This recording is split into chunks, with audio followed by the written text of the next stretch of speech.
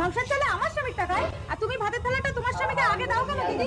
আমার পোড়া স্বামী কিছু করতে পারে না বলেই তো সারাদিনে একবার খাই রে ছোট।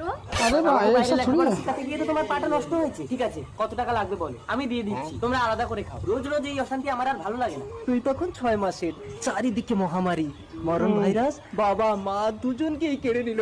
সেদিন থেকে এই বুকে আগলে তোকে মানুষ করেছি রে ভাই। আমরা আলাদা করে খাবো, এই নাও ভাতের থালাটা ধরো।